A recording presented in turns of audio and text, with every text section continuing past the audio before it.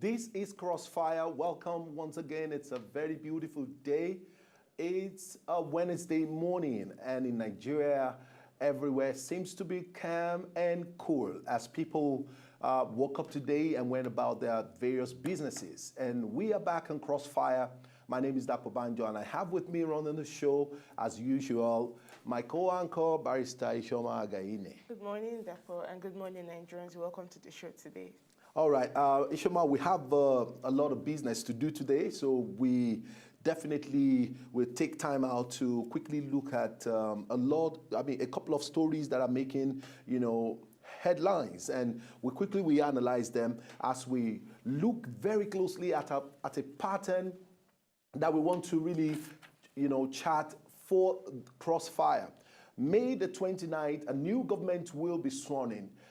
The newly elected president, that's retired General Muhammadu Buhari, will become the president of Nigeria. And Nigerians are wondering, what exactly are the things that Nigerians should expect from the president? And some of the things that we believe that Nigerians should not ask Mr. President, the newly elected president, is one of the trending stories that we'll be looking at very closely this morning. And this has to do with insecurity, particularly as it concerns the insurgency that has ravaged the northeastern part of Nigeria in the last close to 6 years. The government of the day have done so well to ensure that the issue of Boko Haram is curbed in the bud. We had witnessed in recent times and in recent past a coalition of nations coming together to fight unite the war-ravaged northeastern part of Nigeria, particularly Borno State, Adamawa State, and Yobe State. And so we have some very disturbing stories, and we'll be looking at them, and then we'll be throwing more light on it as we go on the show. I mean, Ishoma, I'm beginning to get, afraid, that we probably need to begin to have a rethink. Yesterday marked 365 days that the Chibok Girls were taken away, more than 200 of them.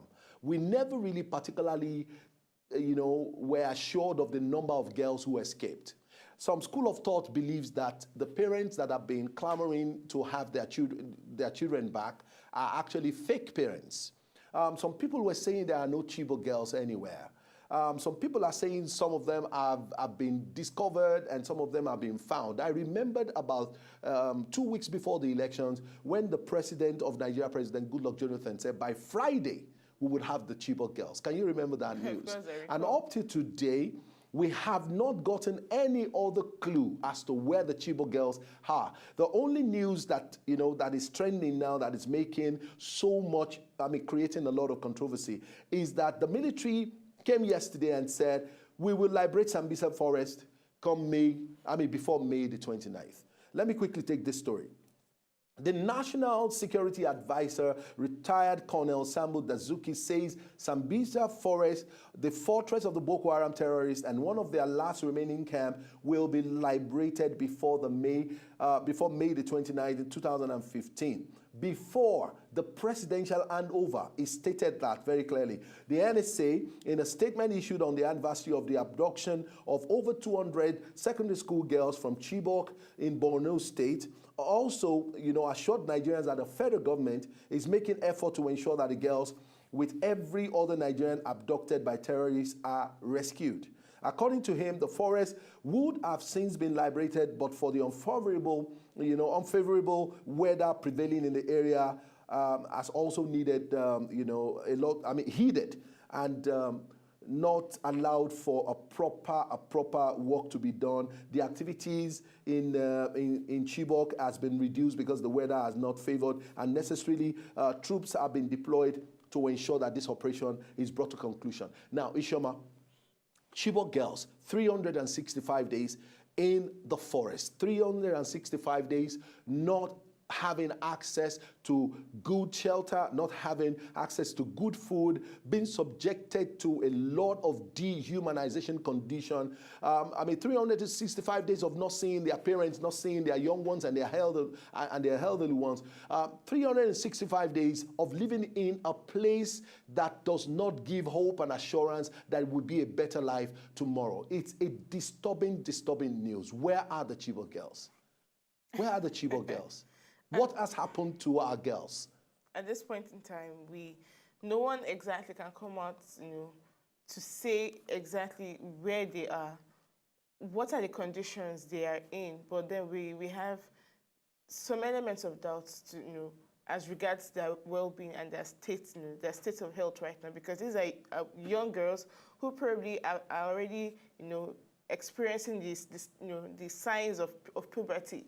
So they need, adequate care. They need, good health care, shelter, and the rest of that. And of course, we know how radical these, their abductors are.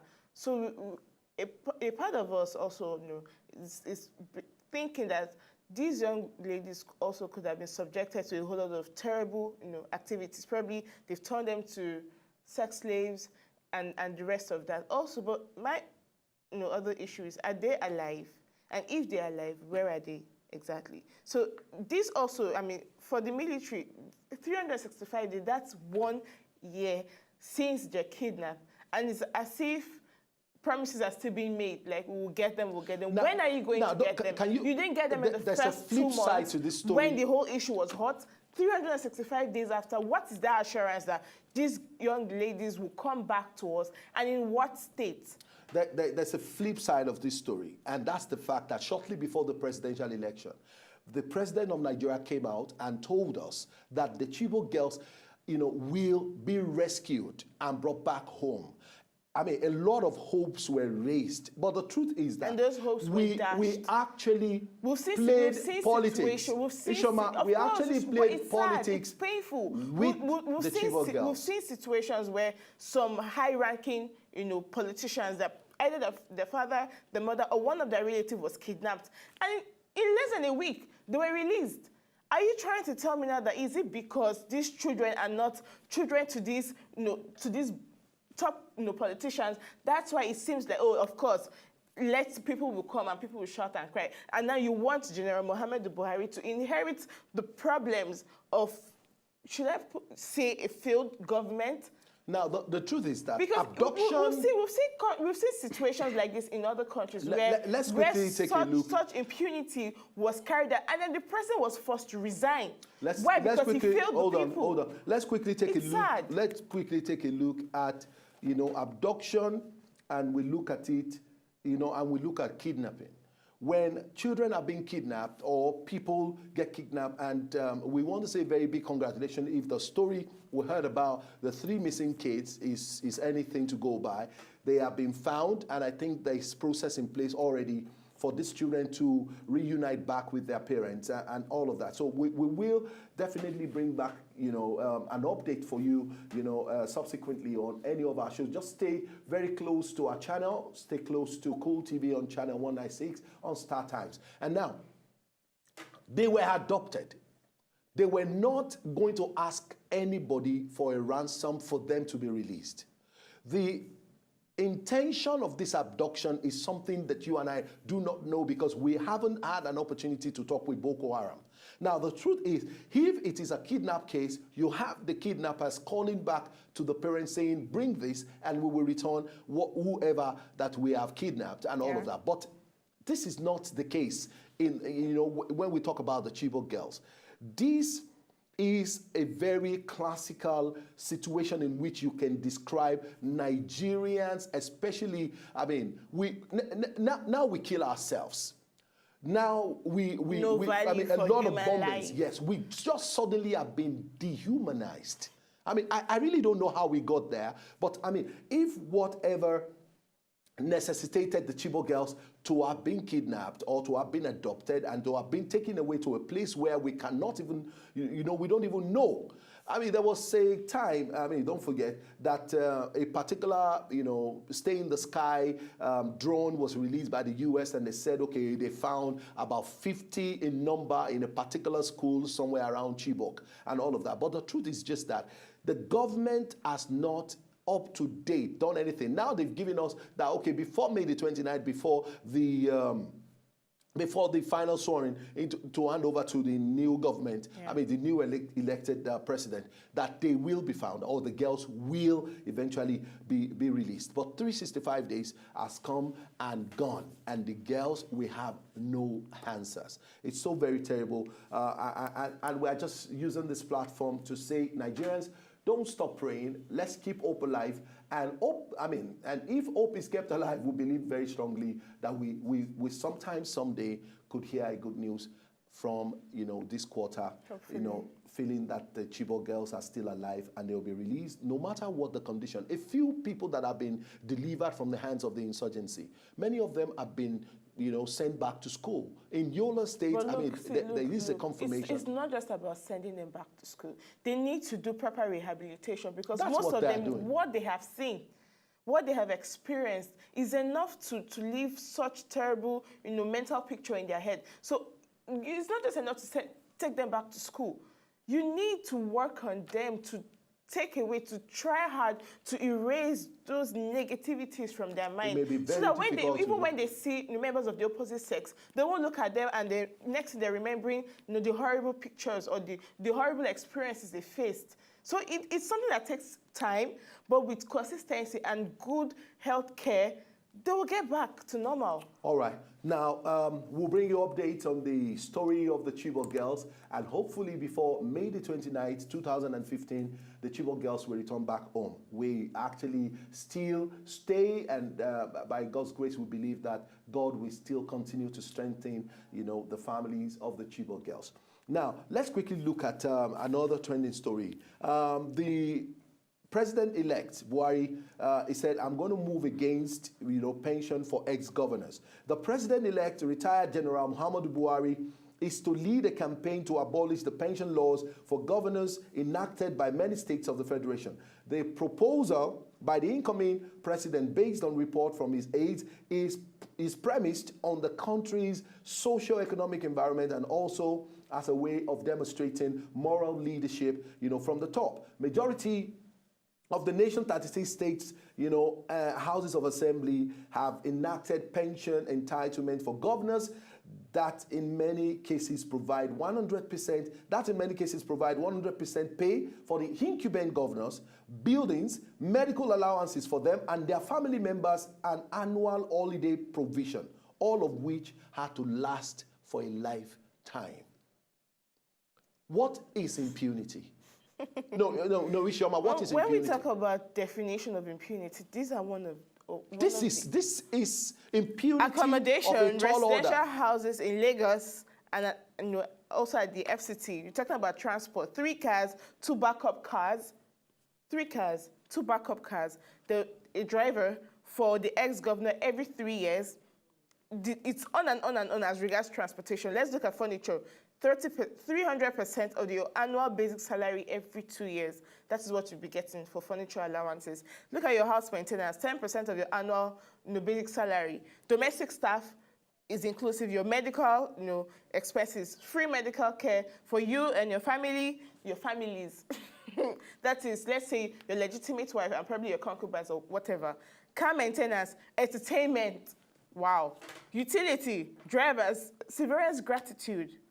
Jesus, it's on and on. Have you at any point in time sat down to get a definition to impunity? If you haven't, this is impunity defined.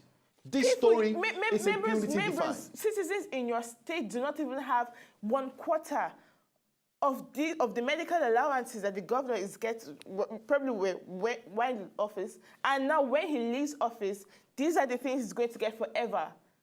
Now, come on. Let's look at this very particular story closely. I heard that this has been enacted across almost all the 36 states. Majority of the states. That means the president cannot just come in and say anything about this. And you know, it's a state, and these are state enactments. Yes. So he's coming to do this. He has a lot of work to do. He has a lot of lobbying to do. For this to be changed. For this to be changed, oh Lord. Nigerians, we really need to support him. I mean, throw our weight behind him. Now, what if it goes this way? Instead of having to come to each state of the federation to get, this particular law enacted, what about, making, now that APC will be governing? What about legislation to counter?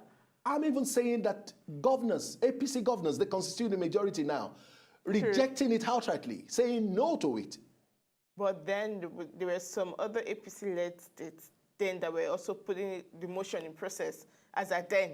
So this is about his moral stand here for General Muhammadu Buhari as an individual, because he has seen that this is nonsensical. Having this, it's not needed. He's coming to fight this because of his moral stand. This is bad. And I completely agree with him.